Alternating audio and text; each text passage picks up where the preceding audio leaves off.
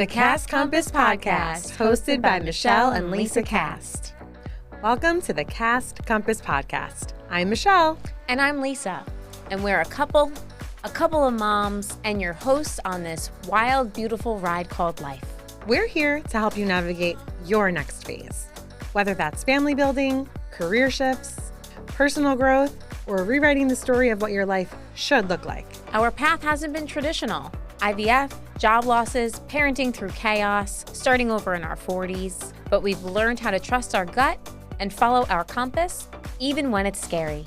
Each week we'll bring real talk, a little astrology, a lot of heart, and stories that make you feel seen. So if you're craving connection, clarity, and maybe a cocktail along the way, welcome home. Welcome to the Cast Compass Podcast.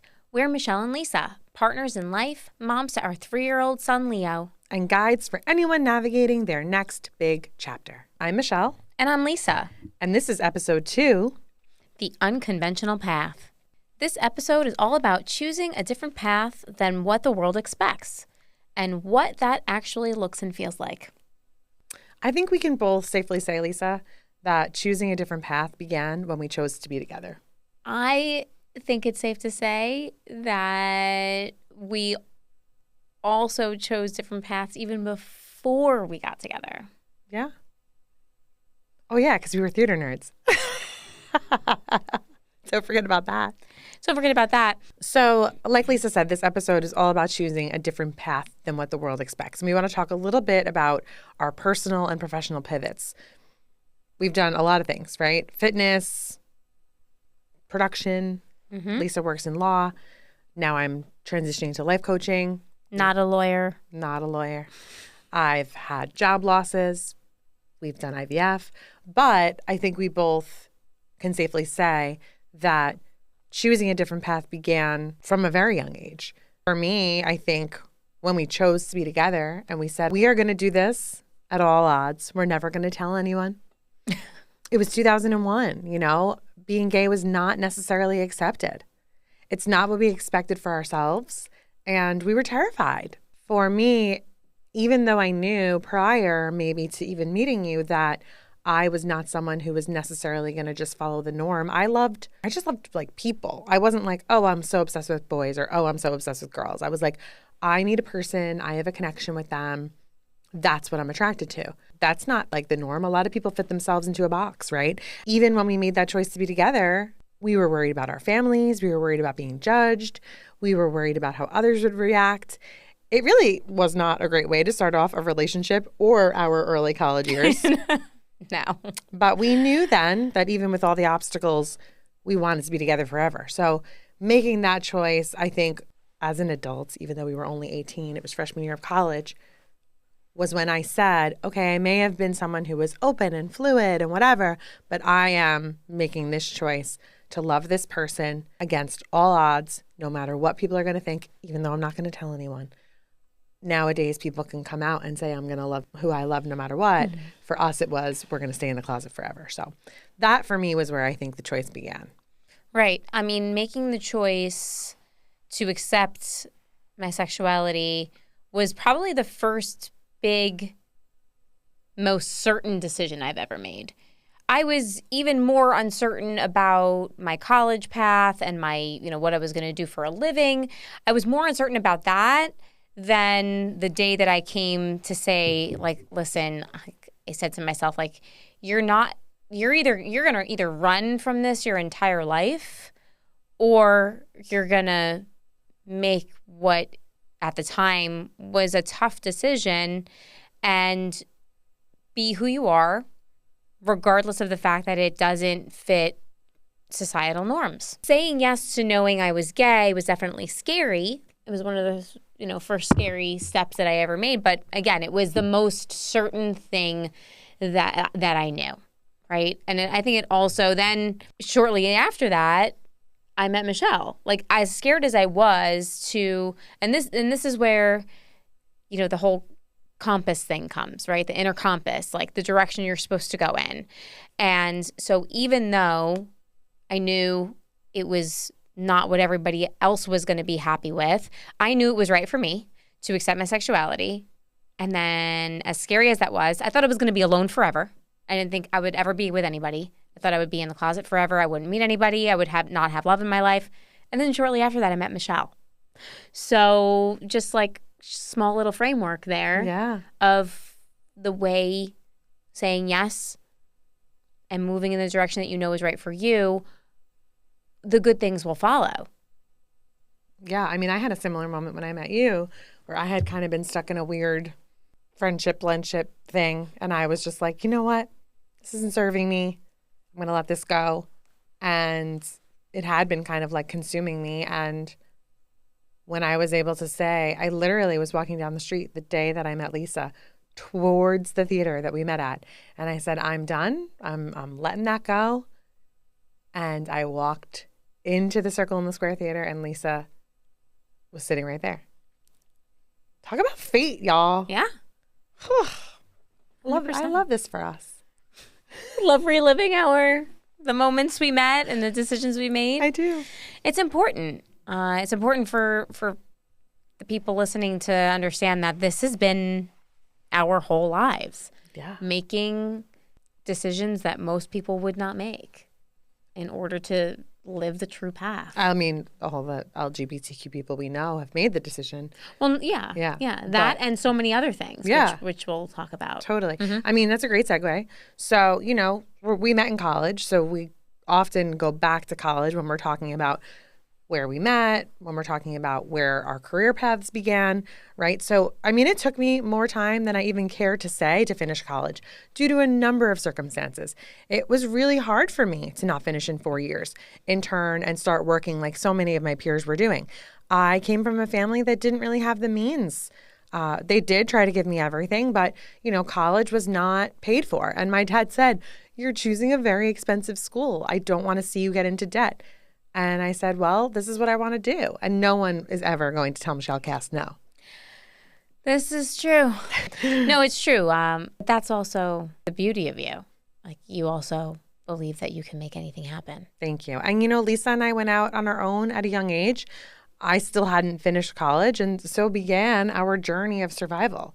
It really was early on that we decided we're not taking these conventional paths. We're going to do what feels right for us. It wasn't always like ideal. Sometimes it was very scary, but It's what we felt in our hearts. So, and then in college for me, I didn't know what I wanted to do. I chose to do what my parents wanted me to do, go to school for business. I didn't care about business. I was terrible at all math things. I had to take classes that were accounting and finance and, ugh. Yes, but if you had gone into marketing, you would have been very successful. I say this all the time. Lisa is good at everything. I'm going to bring this back to astrology. You're a Taurus. Tauruses are the most hard-working signs in the zodiac, along with Capricorns and Virgos. It's an earth sign thing. Not to say that us fire signs are not hardworking. And everyone's hardworking. I get it, okay? But you cannot hold a candle to a Taurus and their work ethic. They don't stop. They can't stop. They won't stop. They make every boss happy. They make every coworker happy. Their work ethic is like none other. And Lisa is good at almost pretty much everything she does except the violin. That was the one thing she was really mad she couldn't conquer. Yeah, I always wanted to play the violin. But if you would have went into marketing, you're very creative, you're very artistic, you would have done well, even though math is not your forte. I jokingly say that if Lisa and I hadn't gone out on our own at the age of, what were we, 21? Yeah. 20, not even. And I think it was 21. She had followed the marketing path and interned. I feel like today she would have been some crazy, high-powered, extremely attractive chief marketing officer. And only then would I have been extremely attractive. I'm just kidding. Well, thanks. And Leos make it all seem so easy. Even if they get up and pounce at the very last minute, they can still catch their prey. Mm-hmm. So, but as Michelle said, I was a very hard worker. I worked a bunch of part-time jobs in college. And due to family dynamics, I chose to move out early. Michelle was living on campus at the time, and then we wound up moving in together. And again, moving out early was another big, life yes. And it was hard. It was definitely scary, but we were lucky to have support in a lot of different areas in our lives, which helped us to persevere. Yeah. Those were some scary days, but they were memorable. There is really a lot to cover from 2001 to 2011. We lived on campus. We had our first apartment in a very, very bad neighborhood by college. We heard that the gangs were looking out for us. See? We had support in many different areas of our lives. We did. Yes. Oh my gosh, I'll never forget. Appreciate that. Going to the laundromat. And we persevered. Getting our coffee from 7-Eleven. Hey, Gosh, that's 7-Eleven coffee was good. They had the International Delight Creamer.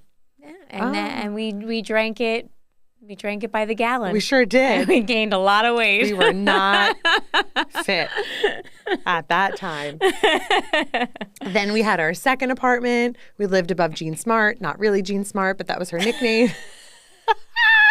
That old Italian lady who thought we were just friends. Just friends in a one-bedroom apartment with a futon in the living room. That was a great place. It was great. We took in a friend who needed us at that time. We were always trying to give to others. I started working a series of jobs at that time. A whole series.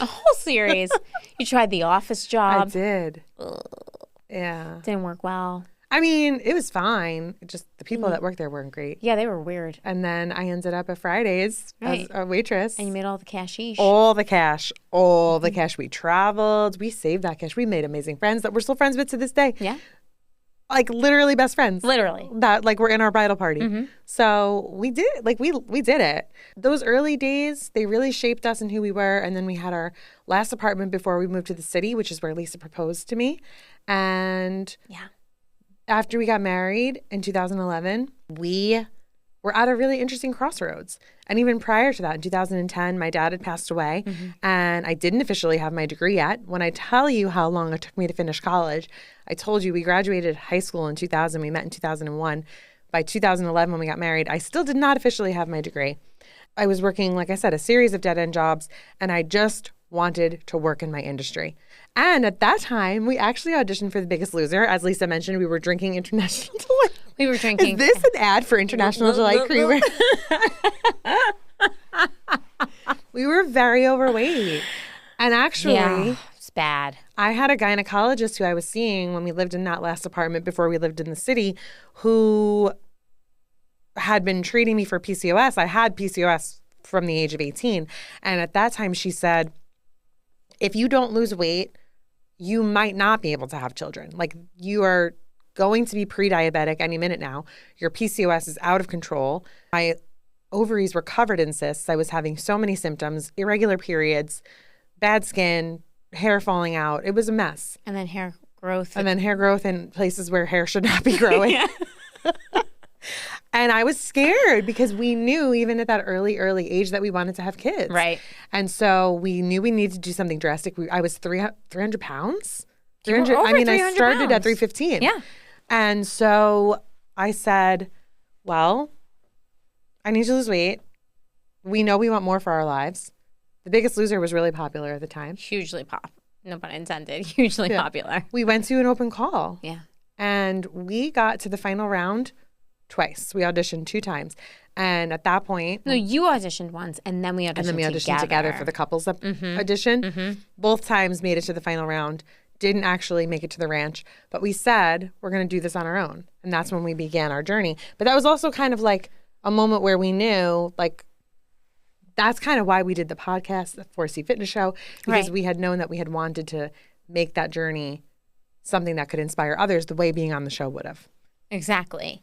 And everything changed from that moment. We decided we were going to lose all that weight. We moved to the city.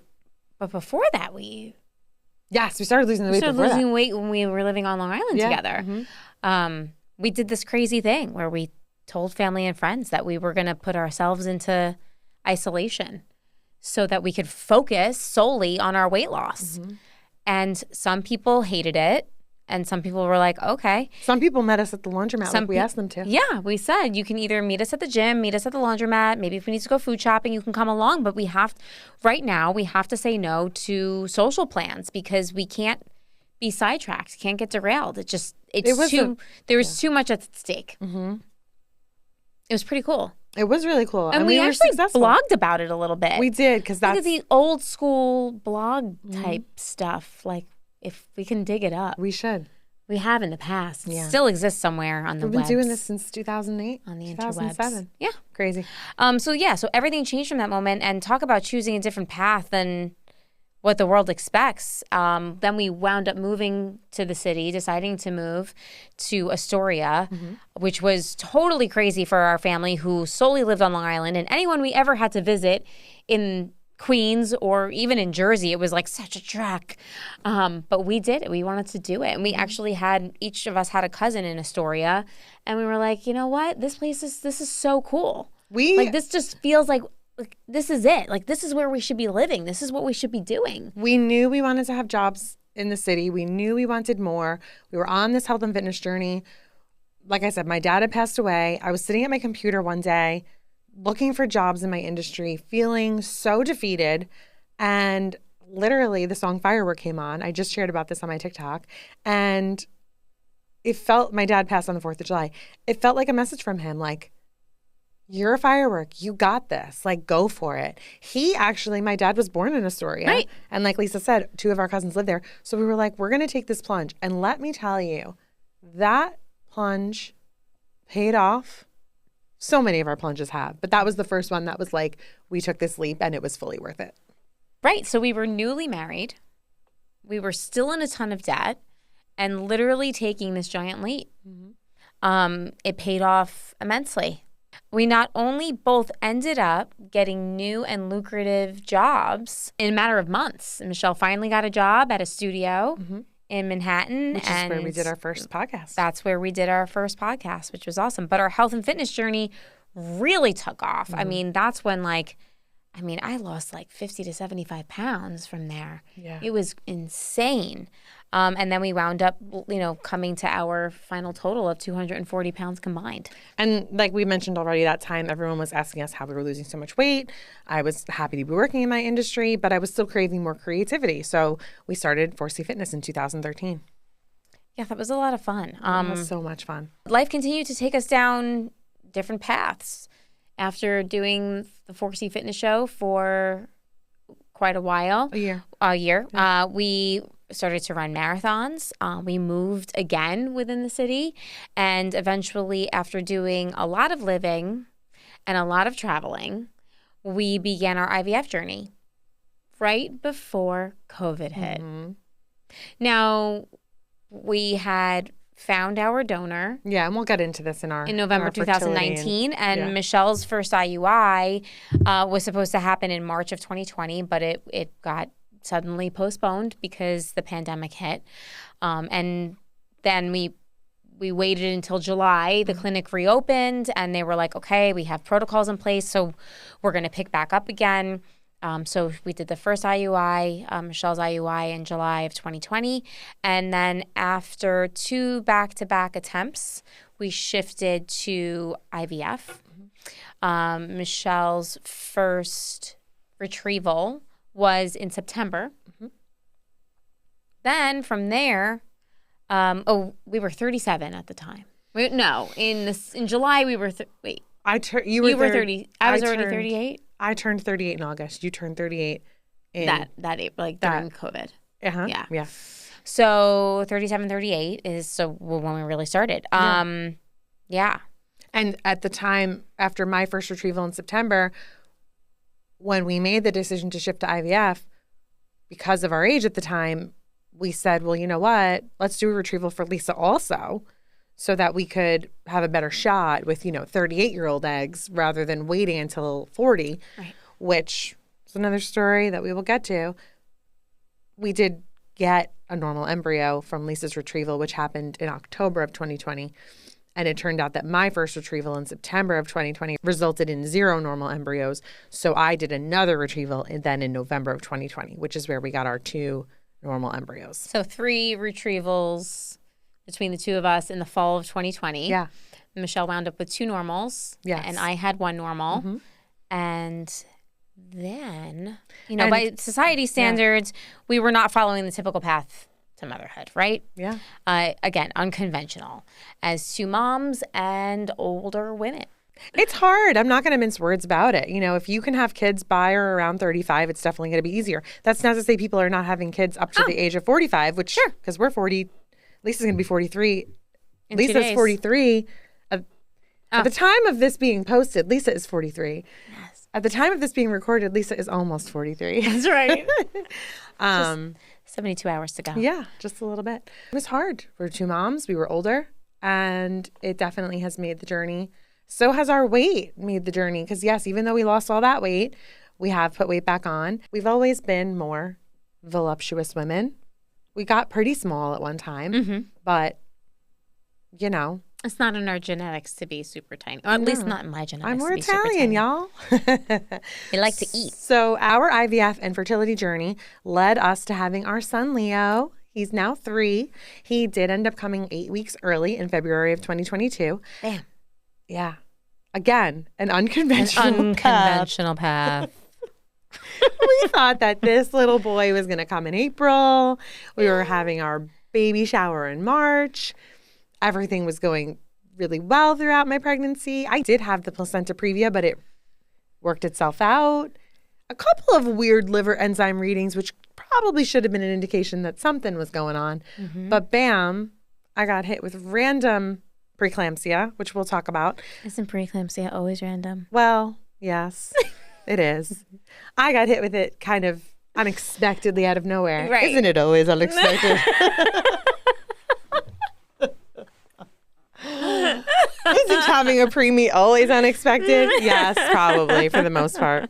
Anyway, after 5 weeks in the NICU, severe reflux, and a cow's milk protein allergy. Woohoo. During a time where formula was scarce. Oh my gosh, remember that? This poor baby. Why? We both then attempted to return to our careers in July of 2022, which I know that is the conventional path, but let me tell you, it did not feel right. Oh, God. Something's not right. That was wrong. Something's not right. Something's not right. I worked a year before being laid off in July of 2023 due to a slowdown in the industry. And then it took me 11 months to find my next job that I was laid off from in December of 2024 after 6 months in the role. It was then that I knew for sure and certain that society's map was just not for me. We both knew it. I was like, that's it. We're not doing this. We're done. You're done. You're done, son. You're just going to do what you feels right for you. Did I just say what yous? Use. What yous feels right for yous. Did you know Lisa has an actual cousin, Vinny? Use. Yeah. The two youths. Our random side moments. I know. Anyway. Anything to add about your career here? Might be good to talk about being a non-bio parent. Listen. I missed that part. Put the notes. I'm hot. Are you hot? It's hot. No. A little hot. My boobs just touched the microphone. I keep knocking into it too. Right. Yeah, returning to work after being, first of all, Tell us, Lisa. Tell us. you know, I actually didn't return to work for 2 years because of COVID. You know, Michelle's office wound up going pretty remote, right? But mine didn't. And It did for a bit. And then right, it no. went back. What I mean is like most people returned to Right. work in 2021, at the end of 2021. I left work in March, the beginning of March of 2020, and I didn't return to the office until After Leah was born. after Leo was born, and my parental leave was over at the end of June, July of 2022. And the hardest part, I think, was that, you know, I was the non-biological parent, but I also wasn't in that like societal norm role of the father, right? Where, you know, in heterosexual relationships, like the mom is the mom, right? And she, you know, is either breastfeeding or, you know, taking care of the child. Not that dads don't do that, but then dads will sometimes go back to work sooner than the mom. And in like my brain was trying to adjust, like having, right, having a child, also being a mother, not going through the physical aspect of having a child, but again, being a mother, it was really, really hard for me to adjust. And also understanding how to let go of the fact that I wasn't going to be able to give 150% at the office, giving myself that grace to also then psychologically process that I'm a mother, but a non-bio parent. Like, there's a lot to it. I think we can have another episode about it. It's definitely another episode for sure. And I think it'll come up a little bit in our fertility episode. Yeah. So that kind of brings us to what it means to listen to your compass versus society's map. I've always been pretty true to myself and what I want. My mom, like I mentioned earlier, and my dad would always say, you cannot tell that girl no. Taking no for an answer really isn't an option for me. Not in like a inappropriate way, but when I know that I want something, I go for it. I think that's a little bit of what it is to listen to your compass. If you know there's something you want or that you're meant for, you go for it. And it can be really hard to feel like you're not fitting into society's path or expectations, but really listening to your own heart and compass is always what is going to lead you to being the most content and true to yourself. I mean, there's so much more I can say here, but we'll have to leave it for another episode. You know, these early episodes are a framework for so much more. Absolutely. Yeah, and that's very, very true. I think that I have a similar feeling about that. You know, I believe societal maps, if they don't feel right for you, they'll always lead you down a path that leaves you more confused and uncertain than you were when you started. Mm-hmm. And then if you would have just followed the road in your heart, I learned this very early on, right? In what I chose to study in college, and that wasn't really right for me, but it was right for maybe what my parents hoped for or what society thought was smart. So even if the road in your heart isn't the easy one, by example of our own lives, I can say that the universe will support you and bring you exactly what you need to get over whatever obstacles come to you on that road that you're truly meant for. Yeah, I love that. And here's a question that comes up. How have others reacted to our choices? And how have we handled doubts? As we've mentioned over this past very long episode, we have taken a lot of paths that maybe society would not deem as the smart path.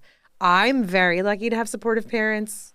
My dad definitely did not want me to go to an expensive college, like I said. He wanted me to choose a practical career. My dad said I should have been a lawyer. He was probably right. But like I said, I was so strong in my convictions and my desires that there really was no stopping me. And I knew in my heart that like production, film, theater, television, that's been what I've wanted from a young age. I used to stand on the cellar doors at my grandmother's house and pretend it was my stage. I mean, a courtroom can be a stage. Sure. I digress. Mm-hmm. You can thank my Leo sun, as I've mentioned, and my Aries rising for that one, as well as probably my Capricorn midheaven and my Mars in Scorpio. Now, you might be saying, Michelle, I have no idea what that means. Well, that's why you need to sign up and get a reading with me. Yes. It's so true. I mean, I can even say, like, as a Taurus, right? These changes are making so many changes and pivots is not in a Taurus's. A Taurian's cards. We are lucky you had Gemini Absolutely rising. Not. Exactly. And Gemini moon, girl. Because I can... She's adaptable, y'all. I can at least... I've learned that adaptation is the way to go. Mm-hmm. Because otherwise my Taurus would just have me stuck. I know. And who knows where my life life would be. Sometimes it still makes me stuck. We love you for it. No, you don't love me for being stuck. I love your hardworking Taurus ways. Yeah. But I do prefer your Gemini. So what was the time that we knew deep down it was time to change course? I mean, all throughout my career, really. I just knew. I know. Right? But like we had to pay the bills. Yeah. I mean, our weight, we talked about that. Yeah. Yeah. You know, I always craved finding my way to health and fitness. When I was a kid, I would try out for all the sports teams. Like I wanted to be this like really fit girly and like be like on the basketball team and play. I loved softball so much. I loved sports, but like I wasn't naturally fit. So like, I don't know. I just, when I got older and I gained all that weight, like I just like There was always something in me that's like, this is not me. Like and Lisa knows when we used to go to the gym, I was like in my element. Like that's my place. Yeah, you love that. And that's why you became a certified personal trainer. Yeah. We didn't even talk about that. That's another job I've had. So many things. What about you? Was there a time when you knew deep down it was time to change course? Or you don't really want to talk about that today? Maybe we should talk about that next year. Next year? Yeah. All right, y'all. Fun segment, rewrites and reroutes. A story where your plan took a turn and led to something better. Did you think about this? I didn't, but I see your little note there for me. I don't know. Want to talk about it? Sure. Okay.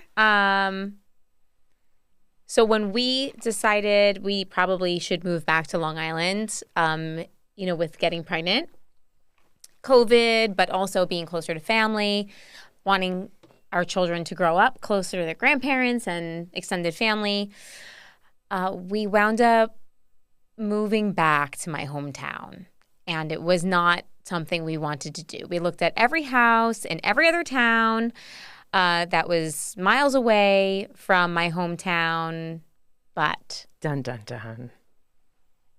The compass refused to shift in the direction we wanted it to. That's a really good point. That's so interesting. Yeah. Sometimes you have to listen to the compass because it's bringing you where you're meant to go, even though it's not where we thought we were meant to go. Now we absolutely know it was where we were meant to go. Right.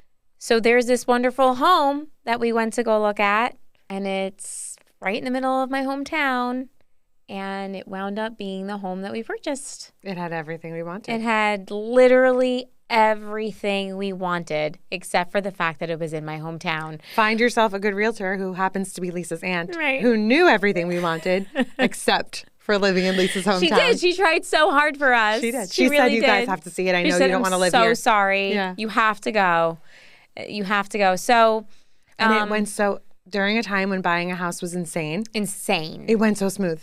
So smooth. The best sellers, lovely people who still live in our town. Like it was insane. Yeah. How it just all fell into place. And I was going through a miscarriage at the time. That's right. So like the fact that we still went to see that house and said we're going to buy this house and it all fell into place. It's insane. It was crazy. That's definitely a story. I love that. I think we're good to end on that note. Awesome. We did it. So listen, do you know someone navigating their own big decision? Share this episode with them and tell us on Instagram what part really hit home for you. We want to hear it. Thanks for tuning in. Thank you so much for coming and listening and watching. Yes, follow and subscribe so you never miss an episode. And if this feels like home already, which we really hope it does, leave us a review and share with a friend. We really want to just be able to help as many people as we can. And we'd love to hear more about what else you want to hear from us. Bye. Take care. The Cast Compass Podcast. New episodes every week. Follow, rate, and share with someone who needs a little direction.